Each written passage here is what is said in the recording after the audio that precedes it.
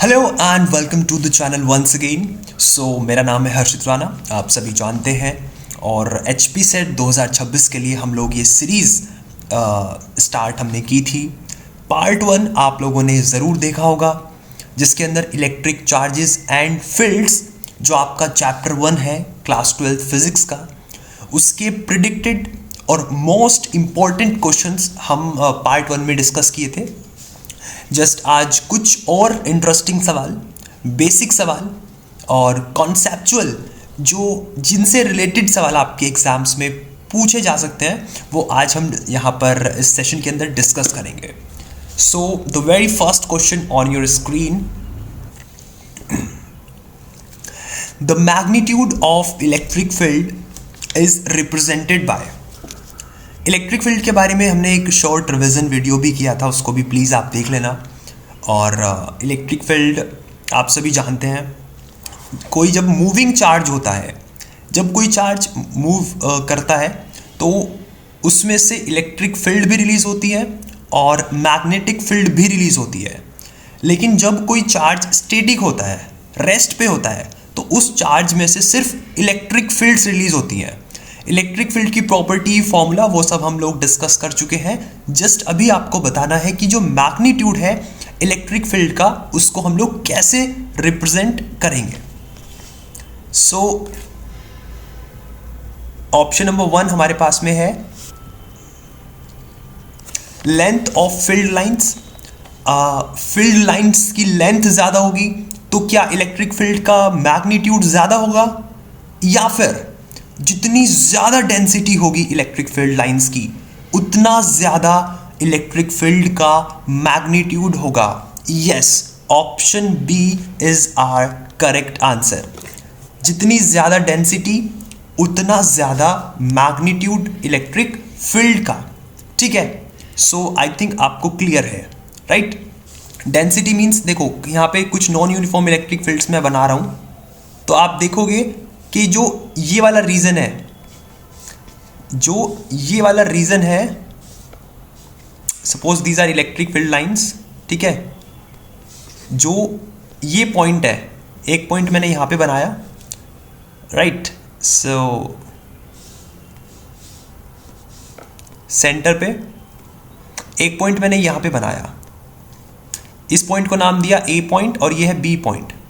तो किस पॉइंट पे डेंसिटी ज्यादा है, राइट। सो जो ए पॉइंट है ना, वहां पे आप देखोगे कि डेंसिटी ज्यादा है, बी पॉइंट पे डेंसिटी कम है।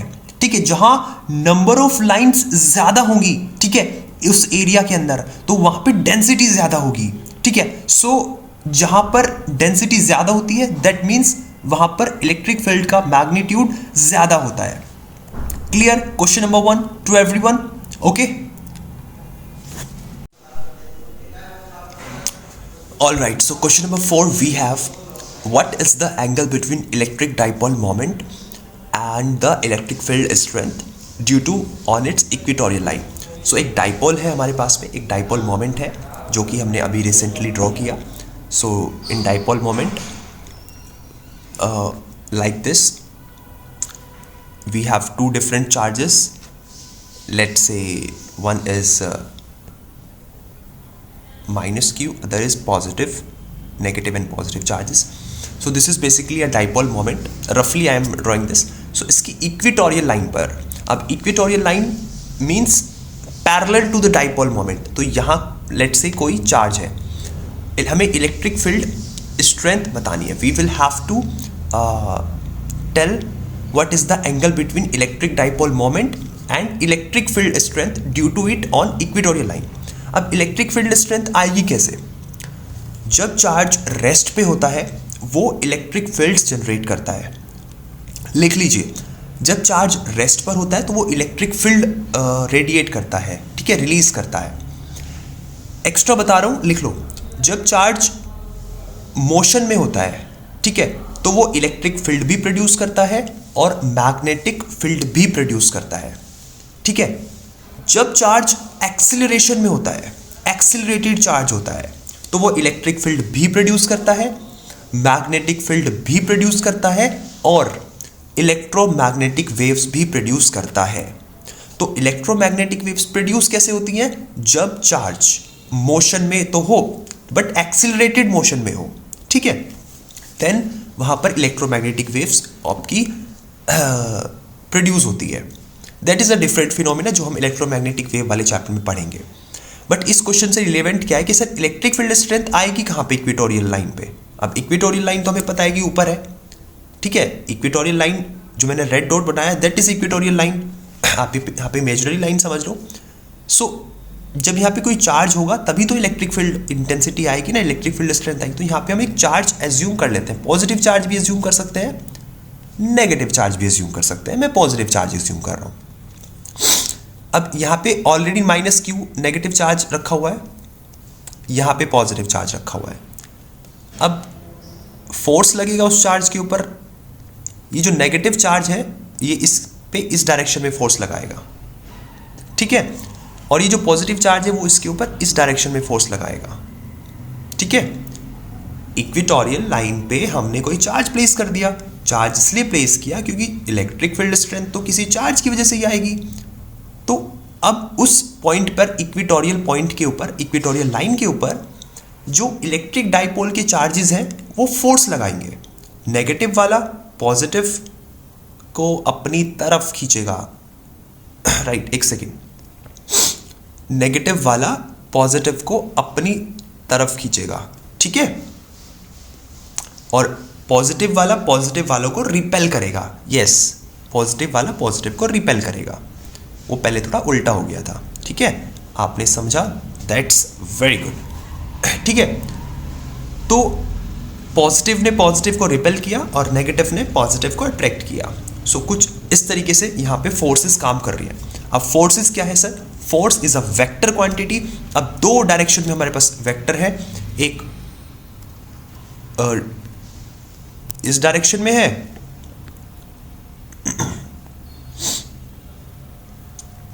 एक दिस डायरेक्शन में है और एक इस डायरेक्शन में है। तो दोनों का अब अपने को रिजल्टेंट निकालना है, तो इन दोनों का रिजल्टेंट इस डायरेक्शन में आएगा, ठीक है, दोनों का जो रिजल्टेंट होगा वो इस डायरेक्शन में आएगा। क्लियर है? Is it clear? समझ में आया? और इलेक्ट्रिक डाइपोल मोमेंट जो होता है ना, उसके अंदर जो इलेक्ट्रिक फील्ड लाइंस होती हैं वो नेगेटिव टू पॉजिटिव होती है, ठीक है। अब नेगेटिव टू पॉजिटिव है इलेक्ट्रिक डाइपोल का, और जो अभी हमने कैलकुलेट किया वो इस डायरेक्शन में जा रहा है। तो ये डायरेक्शन में आप देखो, क्लियर है? ये डायरेक्शन में आप देखो। सो यहां पे जो एंगल निकलेगा इलेक्ट्रिक डाइपोल मोमेंट और इलेक्ट्रिक फील्ड के बीच में वो होता है 180 डिग्री का एंगल, 180 डिग्री का एंगल, ठीक है, 180 डिग्री का एंगल। समझ में आया? बहुत आसान है भाई, आराम से समझो, ठीक है। यहाँ पे आपका इलेक्ट्रिक डाइपोल मोमेंट है इस डायरेक्शन में, फ्रॉम नेगेटिव टू पॉजिटिव होता है direction of electric dipole moment, ठीक है। अभी हमने चार्ज को वहाँ पे प्लेस किया, ठीक है, पॉजिटिव चार्ज को प्लेस किया, नेगेटिव चार्ज को प्लेस करते, ठीक है, तो भी अपने को ज़्यादा प्रॉब्लम नहीं थी, ठीक है, डायरेक्शन चेंज हो जाता, बट ठीक है ये, ठीक है। सो कंप्लीट 180 डिग्री, क्योंकि उसका डायरेक्शन ही ऐसे हो गया ना, रिवर्स हो गया, कंप्लीट रिवर्स हो गया। सो एंगल यहाँ पे होता है 180 डिग्री, इतना याद रखो आप। इक्वेटोरियल लाइन पर इलेक्ट्रिक फील्ड स्ट्रेंथ जो होती है दैट इज 180 डिग्री का एंगल उनके बीच में होता है। Is it clear? समझ में आया सभी को? क्लियर है ना भाई? ओके। अब यहाँ पे हमने पॉजिटिव चार्ज को रखा, बट यहाँ पे नेगेटिव चार्ज को रखते तो क्या होता? तो जस्ट डायरेक्शन ही रिवर्स हो जाती, ठीक है, तब भी इनके बीच में 180 डिग्री का एंगल रहता, ठीक है, तब भी इनके बीच में 180 डिग्री का एंगल रहता, नेगेटिव 180 डिग्री हो सकता था। Is it clear? Is it clear? But इनके बीच में 180 डिग्री का एंगल होता है। आपसे ऑप्शन कुछ इस तरीके से आएंगे, ये ऑप्शंस होंगे, 0 डिग्री नहीं होगा, 90 डिग्री नहीं होगा, परपेंडिकुलर तो होगा ही नहीं, ठीक है, 180 डिग्री होगा, that is our correct answer. याद रख लेना, इजी है। क्लियर है? ठीक है। अब इसी से मिलता जुलता एक सवाल है, अब अलग अलग सवाल भी बनाए जा सकते हैं कि इलेक्ट्रिक फील्ड का एंगल क्या होगा, ठीक है, the angle between electric field due to dipole on its axial line and equatorial line. अब इक्वेटोरियल लाइन पे तो हमने अभी सीख लिया, इक्वेटोरियल लाइन पे तो अभी हमने सीख लिया, सीखा ना भाई। वाइट पेन है, वाइट पे वाइट कैसे चलेगा, ब्लैक से यूज करते हैं। इक्वेटोरियल लाइन पे हमने अभी सीखा, बट सर एक्सियल लाइन पे भी आप सिखाओ, ठीक है। तो फिर से एक हम लोग डाइपोल बना लेते हैं, ठीक है, और यहां पे चार्जेस को प्लेस कर देते हैं, negative charge and positive charge. अब इक्वेटोरियल लाइन होती है ऊपर, यहां पे पॉइंट है इक्वेटोरियल लाइन, और ये जो लाइन है आपका इलेक्ट्रिक डाइपोल का, इसी के बराबर में, ठीक है, जो ये पॉइंट है, ये पॉइंट है, ये आपका एक्सियल लाइन पे एक पॉइंट है। इसकी वजह से इलेक्ट्रिक फील्ड क्या होगी, अब यहां पे कोई भी चार्ज अज्यूम कर लो, पॉजिटिव नेगेटिव कोई फर्क नहीं पड़ेगा, मैं यहां पे पॉजिटिव चार्ज बोल रहा हूं, ठीक है, एक्सियल लाइन पे, एक्सियल लाइन पे, ठीक है। इक्वेटोरियल वाला हम क्लियर कर चुके हैं अपना पहले से, अब एक्सियल लाइन का हम सीख रहे हैं। सो एक्सियल लाइन, ये एक्सियल लाइन है, मैं इसको आगे बना देता हूँ। तो एक्सियल लाइन पे ही, उसी लाइन पे जिस लाइन पे इलेक्ट्रिक डाइपोल है, आपने एक अलग से डिफरेंट चार्ज को प्लेस किया। अब नेगेटिव चार्ज पॉजिटिव चार्ज को अट्रैक्ट करेगा, ठीक है,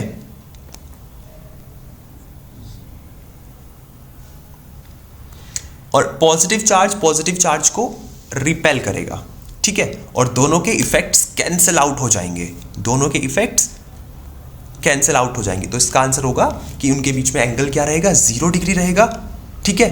अगर एक्सियल लाइन पे हम इलेक्ट्रिक फील्ड और इलेक्ट्रिक डाइपोल का एंगल देखें, एक्सियल लाइन पे 0 और इक्वेटोरियल लाइन पर 180 डिग्री, इक्वेटोरियल लाइन पर 180 डिग्री, क्योंकि वहां पर फोर्स लगेगा पॉजिटिव की वजह से भी और नेगेटिव की वजह से भी, और फिर क्या होगा वहां पे रिजल्टेंट जब हम निकालेंगे, the resultant is in the direction, reverse direction में आपका रिजल्टेंट होगा, तो वहां पर एंगल 180 डिग्री होगा, ठीक है। क्लियर है सभी को? Question number 5 is clear, okay. Let's move to the 6th question, very important question. ये भी एक इंपॉर्टेंट सवाल है, बहुत अच्छा क्वेश्चन है, और इसके अंदर हमें सीखना है कि work done by rotating the electric dipole. अगर एक डाइपोल है, ठीक है, क्वेश्चन रीड करते हैं। Dipole is placed parallel to electric field, ठीक है, if W is the work done in rotating the dipole by 60 degree, ठीक है। अगर हम 60 डिग्री से डाइपोल को रोटेट करते हैं तो वर्क डन होता है W, क्लियर है। बट अगर हम उस इलेक्ट्रिक डाइपोल को, ठीक है, 180 डिग्री से रोटेट कर दें तो कितना वर्क डन होगा, ठीक है। सो वर्क डन का सबसे पहले तो फॉर्मूला मैं सबसे टॉप पे लिख रहा हूं, आप भी लिखें अपनी फॉर्मूला शीट अच्छे से रेडी रखें। तो वर्क डन कितना होगा, वर्क डन होता है अपने पास में, ठीक है, PE cos theta 2 minus cos theta 1, ठीक है, PE cos थीटा 2, मतलब थीटा 2 मतलब बाद में कितना एंगल हो गया, ठीक है, माइनस cos थीटा 1, और ये नेगेटिव में होता है। तो ये होता है वर्क डन का फॉर्मूला, ठीक है, work done in rotating a dipole. जब हमने 60 डिग्री से डाइपोल को रोटेट किया तो वर्क डन था W। अब हमें बताना है कि जब हम उसको 180 डिग्री से रोटेट करते हैं तो कितना वहां पर वर्क डन होगा। तो सबसे पहले स्टेप 1 60 डिग्री से हम करके देखते हैं वर्क डन कितना आएगा। तो जब हमने 60 डिग्री रोटेट किया तो वर्क डन था W, सो हमें इसको ऐसा लिखना चाहिए PE cos 60 डिग्री, ठीक है,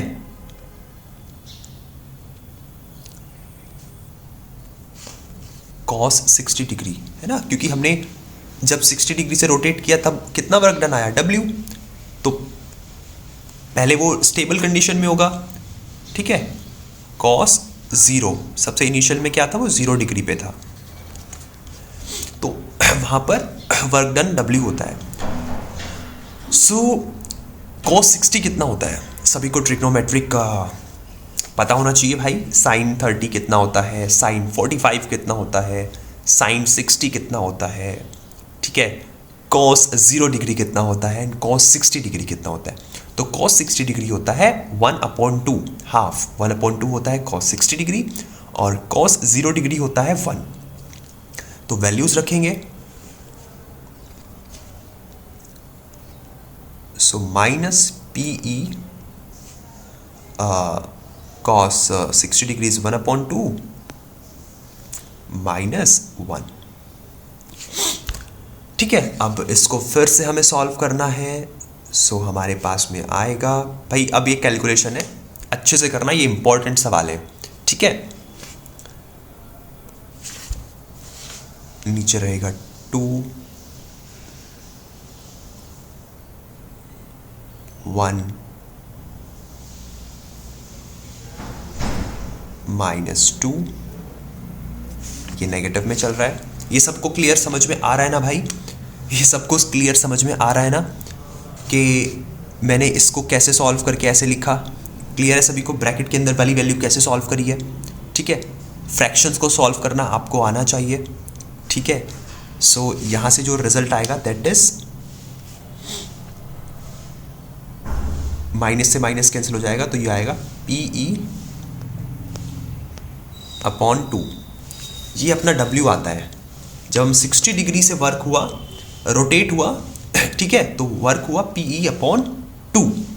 इज इट क्लियर? ये फर्स्ट स्टेप है जिसमें हमने उनकी गिवन इंफॉर्मेशन को यूज किया, ठीक है।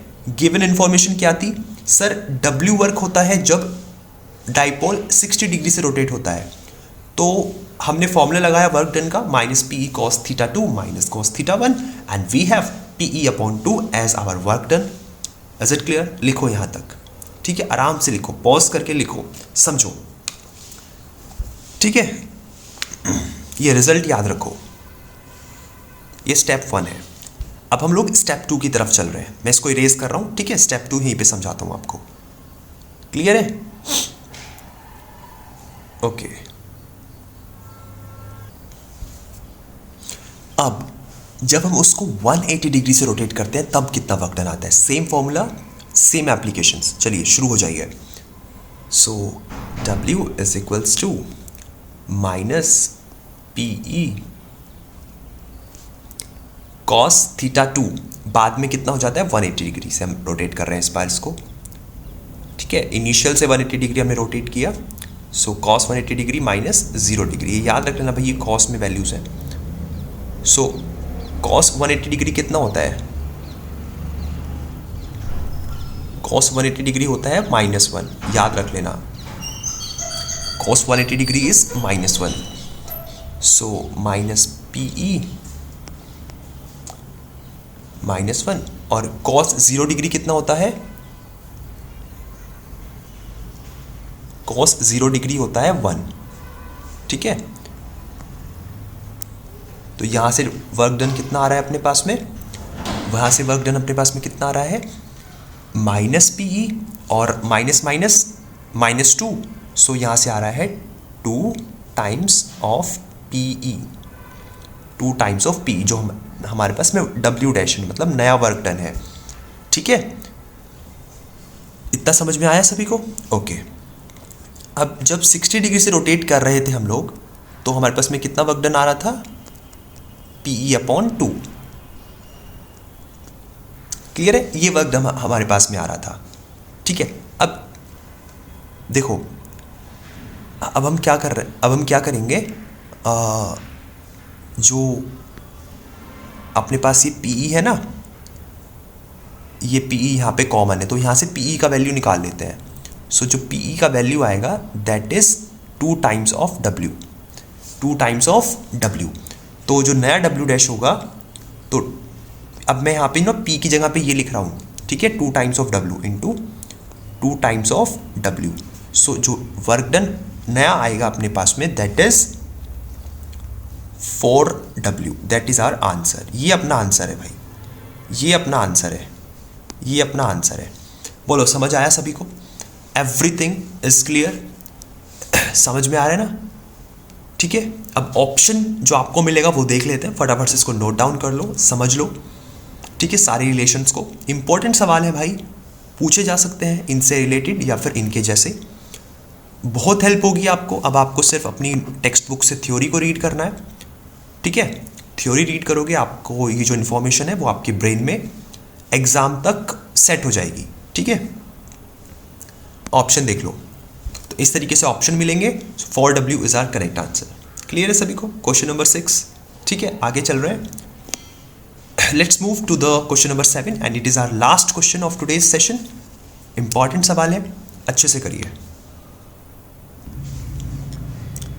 If a cube of side 5 centimeter has a charge of 6 microcoulomb, then the surface charge density is. So हमें यहाँ पर surface charge density को निकालना है, ठीक है। एक क्यूब अपने पास में है, एक क्यूब अपने पास में है, 5 सेंटीमीटर उसका साइड है और उसके ऊपर 6 माइक्रोकूलम्ब्स का चार्ज है, तो सरफेस चार्ज डेंसिटी क्या होगी? देखो, सबसे पहले तो सेंटीमीटर को मीटर में चेंज कर लो, क्योंकि जो ऑप्शंस मिलेंगे वो मीटर में होंगे और meter is a standard unit, तो मीटर में चेंज करना अपने लिए यूज़फुल है। सो ये हो जाएगा 5 × 10⁻⁻² मीटर। इज इट क्लियर ना? साइड ऑफ क्यूब, जिसको मैं L बोल देता हूँ, ठीक है, ओके। सो सरफेस चार्ज डेंसिटी निकालनी है हमें, तो क्यूब का सरफेस एरिया अपने को पता होना चाहिए। तो सरफेस एरिया ऑफ क्यूब जो फॉर्मूला होता है, सरफेस एरिया वो होता है 6L², क्योंकि क्यूब के 6 फेसेस होते हैं ना, एक क्यूब के 6 फेसेस होते हैं, ठीक है। सो 6L² is the total surface area of a cube. Is it clear? सभी को समझ में आया ना?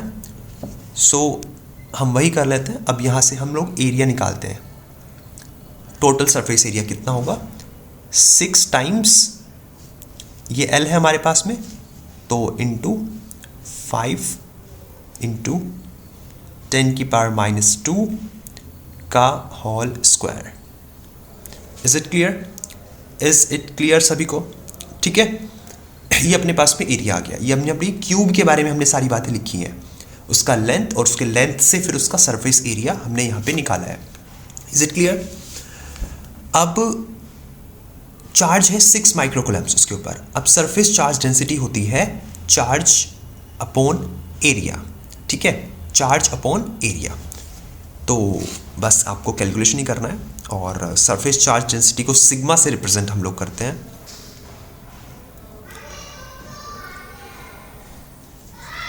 सो sigma is equals to charge upon area, because we have dealing with surface charge density.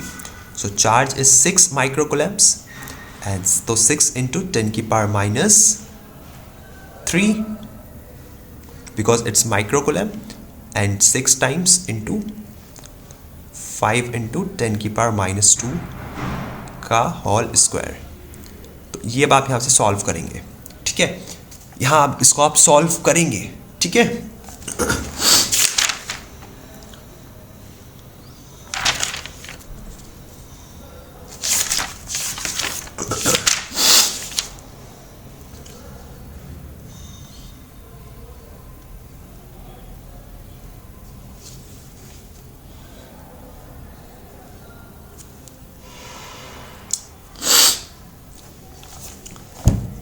All right, सो यहाँ से आप इसको सॉल्व करेंगे और 6 से 6 तो कैंसिल हो जाएगा, ठीक है, और इसका आंसर आप खुद से सॉल्व करेंगे इसको, ठीक है, और इसको आप देख लेना, ये आई गेस हो जाएगा 1 अपॉन, क्योंकि ऊपर कुछ बचा नहीं है, ऊपर सिर्फ 10⁻³ बचा है और नीचे 5 का इस पूरे का स्क्वायर है ना, तो 5 का स्क्वायर भी हो जाएगा 25 एंड 10⁻⁴, ठीक है।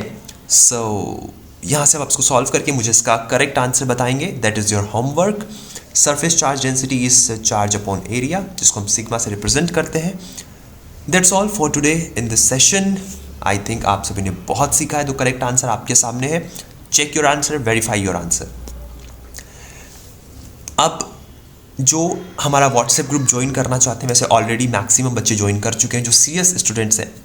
अगर कोई हमारा व्हाट्सएप ग्रुप ज्वाइन करना चाहते हो तो प्लीज़ मुझे 6397306664 पर व्हाट्सएप पे मैसेज कर देना, मैं उसको ग्रुप में ऐड कर दूंगा। और ग्रुप में ऐड होने का फ़ीस है ओनली 99 रुपीज़। अब इस 99 रुपीज़ में आपको क्या मिल रहा है? सबसे पहले तो डेली अपडेट्स मिल रहे हैं, एक प्रॉपर टाइम टेबल मिल रहा है, डेली के टास्क मिल रहे हैं, ठीक है। क्या आपको डेली कंप्लीट करना है उसका प्रॉपर मैं खुद चेकिंग कर रहा हूँ, एनालिसिस कर रहा हूँ, हर एक बच्चे को प्रॉपर अटेंड मैं वहाँ पर कर रहा हूँ, तो आप ज्वाइन कर सकते हैं। Sample papers, test series, practice material, NCERT books में से क्या इंपॉर्टेंट है, एनसीईआरटी एग्जाम्पलर के क्वेश्चंस जो करने हैं, सब कुछ अपने को नहीं करना, ठीक है। जो करना है और जहाँ से करना है वो वहाँ पे आपको प्रोवाइड किया जा रहा है और एक अच्छा स्टडी इन्वायरमेंट है, तो आपको ज़रूर से ये व्हाट्सएप ग्रुप ज्वाइन करना चाहिए। ये आपके लास्ट तक काम आएगा, आपके काउंसलिंग तक आपकी हेल्प करेगा जब आप कॉलेजेस को सेलेक्ट करोगे, कट ऑफ प्रेडिक्शन, कितने मार्क्स पे कौन सा कॉलेज, तो लॉन्ग टर्म का सोच के आप इसको ज्वाइन कर सकते हैं। सो मिलते हैं आपसे, अभी के लिए इतना ही। नेक्स्ट लेक्चर जल्दी आएगा, थोड़ा वेट किया कीजिए और चीज़ों को अच्छे से करिए। All the very best and thank you so much for watching. Take care, bye.